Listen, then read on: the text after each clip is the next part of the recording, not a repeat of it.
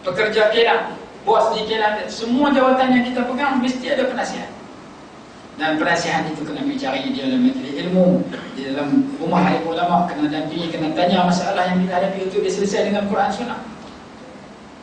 Tiba-tiba kita mengaji pun tak ada, dan penasihat tak ada, yang puak duk ampu kita keliling. Kadang-kadang ada yang ampu tu bukan betul pun. Tujuannya kerana sebab-sebab tertentu. Jadi kita sebagai manusia yang menuju kepada kematian, menuju kepada akhirat, mau tidak mau kita kena cari orang yang berilmu untuk kita dapat nasihat. Cari orang yang beramal untuk kita dapat doa daripada mereka supaya kita boleh beramal macam mereka juga. Kita kena cari orang-orang yang baik-baik untuk kita dapat perpindahan kebaikan dari mai kepada kita. Dampingnya kita dengan orang baik, kesan kepada kita. Laki dengan bini, saya cerita orang lain. Laki dengan bini, laki ni malas sembahyang tahajud, boleh bini rajin sembahyang tahajud. Bini gerak juga laki sembahyang tahajud. Bini malas sembahyang tahajud, boleh laki rajin sembahyang tahajud. Laki gerak juga, bini rajin sembahyang tahajud. Dua-dua malas sembahyang tahajud, kelapan mungkin. Laki dia kata, aku jenis payah mangkit. Cari bini jenis payah mangkit juga. Dua-dua pukul 9.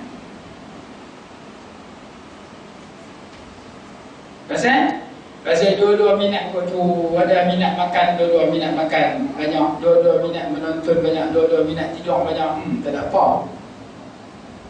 Pendampingan kita dengan bini kita, dengan lelaki kita sudah memberi kesan kepada peribadi kita.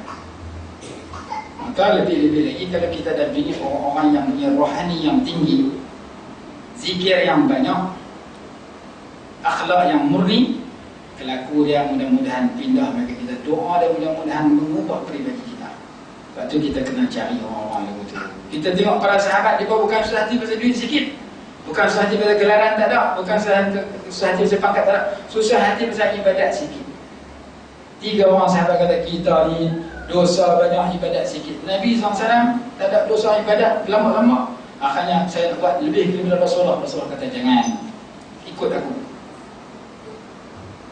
Faman raghiba an sunnati falaysa minni. Barang siapa yang benci kepada sunnah aku, maka tidak termasuk di kalangan aku. Jadi kita baca kitab malam ni menceritakan tentang bersederhana di dalam beribadat. Jangan kita tak jumpa dia bukan pasal melampau dalam ibadat. Yang kita sehati ni berita mau ibadat. Kita nak cari orang puasa sepanjang tahun. Dalam kita ada jumpa 1 juta orang, tak seorang. Tapi nak cari yang tak puasa banyak. Cari orang semayang sehari rata-rata rakaat, masa tak jumpa. Cari yang tak semayang 5 waktu macam mana? Penyakit yang menghadapi, yang kita hadapi dalam masyarakat ni, hak tak mau semayang, hak tak mau mengaji, tak mau puasa. Bukan hak nak puasa banyak, hak semayang banyak, hak jaga malam sepanjang malam. Jangan jumpa. Imam Abu Hanifah jaga sepanjang malam, buat ibadat, kata dalam beberapa kitab. Imam Abu Hanifah 1 rakaat 30 juzuk semayang. Ada kitab contoh sendirinya. Yang tu cerita, boleh jadi betul, boleh jadi salah. Ada yang tak percaya, ada yang percaya, terpulang. Yang penting kita tanya diri kita, setahun berapa kali khatam Quran? Tak saya tengok Imam Abu Hanifah. Tengok apa ada kata boleh jadi betul, kerana itu karamah pada dia. Orang kata, rumah aku baca Quran tak pernah habis untuk tu kan. Cerita tu bukan untuk kamu percaya ataupun tak, tapi untuk ukur diri kamu. Imam Abu Hanifah boleh khatam 1 rakaat 30 juzuk, kamu setahun boleh 30 juzuk satu kali. Tak dan, pasal apa tak dan? Pasal dan boleh. Dan aktiviti lain akhirnya tak dan. Itu cerita kisah yang Allah berikan kepada orang tertentu untuk menjadi cermin kepada diri kita. Qala nam wa qum fa innaka la tastati'u dhalik.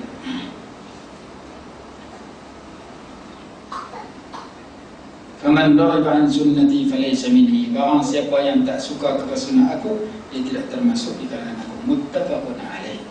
Hadis ini riwayat Imam Al-Bukhari dan Muslim. Bismillah. Jadi akan datang kita akan masuk bab yang seterusnya. Allah. Ada soalan tak mana ni? Mana ada mengaji? Ada tanya tak mai? Tuan orang ni. Jawab. Dia pergi tugas. Allah a'lam. Ada soalan? Ya.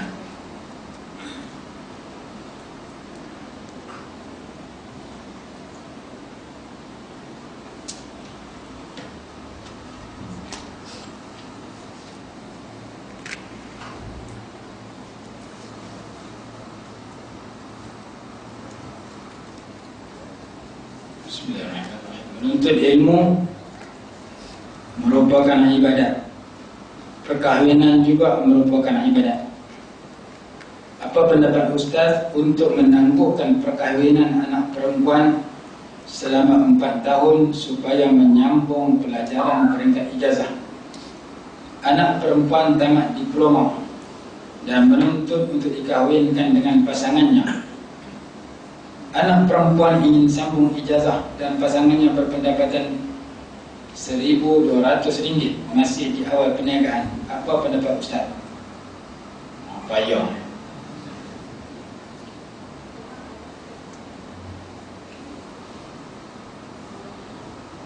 Ada hadis yang berbunyi, syirarukum uzzabukum. Orang yang paling jahat di kalangan kalian ialah orang-orang yang tak nikah. Itu satu hadis. Ada hadis berbunyi, al-ilmu madbuhun baina fakhidhayil mar'ah. Ilmu itu disembelih di antara dua paha perempuan. Itu dia. Tapi ada ulama kata itu bukan hadis, itu hadis palsu. Adalah sebab yang kita jauhi. Dia kata bila seorang itu menikah, ilmu dah habis, berhenti. Ulama kita kata itu hadis palsu. Hadis yang tak palsu, orang yang paling jahat di kalangan kalian ialah orang yang tak menikah. Azzabukum, orang yang tak berkahwin. Itu satu hadis. Baik. Ada hadis yang kata at-ta'anni minar rahman wal 'ajalatu minasy syaitan. Berlambat-lambat itu daripada Allah yang Maha Pemurah. Wal 'ajalatu minasy syaitan, dan bersegera itu dari bergopoh-gopoh itu daripada syaitan. Contoh kita makan. Kita makan slow-slow. Jangan sumbat. Gopoh-gopoh dalam makan tak elok. Jalan pun jalan slow-slow. Hujan turun baru kita laju. Hujan tak turun jalan sederhana. Jangan jalan kalut-kalut lagi, sepak batu, sepak orang. Bawa kereta pun sederhana, slow-slow. Jangan tekan pada 210. Keluar pada rumah nak main semayang pun tekan pada 200. Konong-konong belah orang terus. Bawa kereta gopoh-gopoh tak boleh. Makan gopoh-gopoh tak boleh. Jalan gopoh-gopoh tak boleh. Banyak benda-benda yang Islam tak ajak. Gopoh-gopoh. Makan gelojoh gopoh-gopoh. Budak makan gelojoh, kita marah kan. Jadi tindakan dalam Islam dituntut at-ta'anni, sederhana, tak lambat sangat, tapi sederhana. Jangan kalut-kalut gopoh-gopoh. Kecuali dalam 5 perkara dituntutkan gopoh-gopoh dan disegerakan. Yang pertama, bayar hutang. Bayar hutang yang duk tangguh kalau boleh. Hutang hari ni hari Selasa, janji nak bayar hari Selasa depan, tentu hari Isnin tadi dah bayar hari Isnin. Jangan hutang hari ni hari Selasa, janji nak bayar hari Selasa minggu depan, 10 tahun baru bayar, 2 tahun baru bayar. Janji seminggu, tak tahu tak bayar terus, dia kata akhirat itu aku bayar. Yang pertama, bayar hutang dituntut segerakan. Yang kedua, menjamu tetamu. Biasa dah makan tengah hari pukul 1, tetamu main jamu pukul 12.30. Jangan kita duduk makan dulu pukul 1 tengah hari, kita makan 1 tengah hari, tetamu main kita jamu pukul 4. Tak. Dia kata kalau aku jamu orang, balik awal. Kalau aku jamu pukul 4. Dan perut pun tu dia cakap bahasa Jerman. Yang kedua, menjamu tetamu. Yang ketiga, at-taubatu wal istighfar. Bertaubat segera. Kalau buat dosa pukul 9 pagi, sedap masa tu taubat. Jangan aku buat sampai pukul 9, nanti pukul 5 malam ni aku taubat. Jangan, la tu. Nanti aku tua esok taubat. Jangan. Taubat dan istighfar segerakan. Masa sedap salah, masa tu taubat. 3. Yang keempat, wa tajhizul mayyit, menyelenggarakan mayat. Mati, tanam awal. Jangan mati pukul 8 malam, tanam petang. Mati pukul 8 malam, tanam pagi. Pukul 11 pagi. Menyelenggarakan mayat dituntut segera. Dan yang kelima, wa tazwijul bikri, mengahwinkan anak dara dengan anak tuana. Hak tak ada kerja, aduk saja tu nikah awal. Ambil SPM tak lulus, semua 17 tahun tak tahu. Tak kerja lah, kerja pun tak, ngaji pun tak, apa pun tak. Dia pergi menikah awal. Tiba-tiba soalan dia kata ni nak mengaji. Mengaji tengok lah. Kalau dia mengaji, mak pak tu sanggup bantu, mak dia bantu gaji, suami dah 1,200. Lepas tu mak pak suami boleh bantu lagi, mak pak perempuan tu boleh bantu lagi, campur-campur jadi 4,000, 3,000. Tak apa ni kan. Tapi kalau arah sahabat orang tu saja, mak pak dengan mak pak tak peduli dah. Mak pak kata hang nikah hang belah sendiri. Dan mak pak kata 1,200 hang belah. Cukup hang makan lauk ayam, tak cukup hang urut kuah saja. Yang penting aku tak belah dah. Kalau mak pak cakap tu mungkin sukar nak berkahwin. Tapi kalau mak pak topak sama 1,200 tak cukup, mak pak bagi berapa ratus, yang penting dia boleh berkahwin, mengaji, boleh berjalan, silakan. Jadi terpulang kepada keadaan keluarga itu sendiri. Kita nak suruh kahwin terus, duit takut menikah, takut duit tak cukup, tak bagi menikah, dia nak menikah. Kalau tengok dalam kitab ulama-ulama mutaakhirin yang lewat-lewat ni suruh kahwin. Cuma lepas dah tadi kahwin dapat anak kembang 2 pula, mampu. Itu terpulang. Saya kahwin tahun 3 tengah mengaji. Masa saya kahwin saya tahun 3. Tu tak apa-apa, saya hantar duit setengah, saya dapat pinjaman setengah, pinjaman marah lah apa semua. Tahun last tak ada duit. Tahun last ayah saya kata tak mahu, tak nak belah. Tinggal lagi 6 bulan, 8 bulan nak habis. Tak sama mengaji dah kerja terus lah. Akhirnya ayah saya tak mahu sarah lah. Saya buat macam mana? Bukit dermak. Saya tak mahu ke arah, aku mahu kenal. Masa tu saya tak mahu ke arah ni. Saya pergi Kuala Lumpur, Ampang sejalan. Orang bagi duit. Pergi Langkawi dapat 3,000. Pergi Kuala Lumpur dapat 5,000. Campur jadi 8,000. Lepas tu tahun terakhir perbelanjaan saya dapat pinjaman daripada yang rakyat kata siang 1 semester. 8,000 tu untuk tiket pergi suami isteri dengan tinggal anak sini, anak sulung tinggal, anak sulung anak di Mesir tinggal. Lepas tu nak pergi anak tak seorang lagi 2 orang. Anak kedua ada sini. Mak mentua belah dengan Kak Ipang almarhumah. Meninggal Kak Ipang. Dia belah adik, mak mentua saya belah mak akak 2 orang. Balik tak kenal anak, tak kenal pak, tak kenal mak. Tapi tak apa, dalam 8 bulan.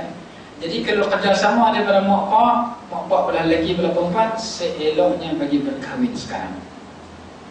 Pasal apa? Pasal cabaran mata dengan ini. Kalau mak pak kata aku tak ada duit, aku memotong getah sekarang tak naik ni, diorang dia upah-upah ni. Aku tak ada belah, aku dekat aku yang hang terus sama dia hang sanggup. Terus.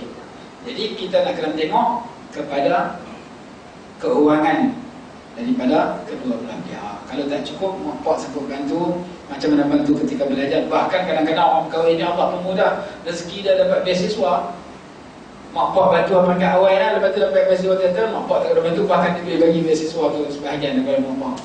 Kalau itu adalah beasiswa dah ada, gaji suami pun ada, maka elok berkahwin. Anak pun boleh bela anak kita kat kata tu, tekan nak main 4 orang, lebih banyak 2 orang.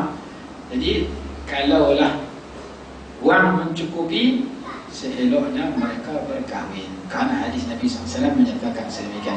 In yakunu fuqara yughnihimullah min fadlih, kata dalam Quran. Kalau mereka susah, kalau dengan sebab dia berkahwin, nak jaga diri mereka daripada terjerumus kepada benda haram, nak tingkatkan ketakwaan pada Allah, Allah bagi pertolongan.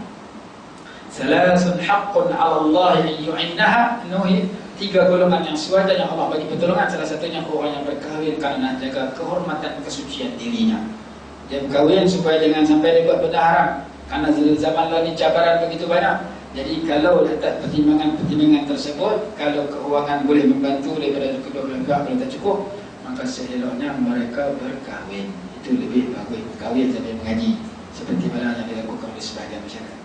Karena suasana cabaran masa sekarang tidak sama dengan zaman dulu. Zaman dulu tak ada internet. Kalau nak bercinta kena naik kereta pergi berjalan.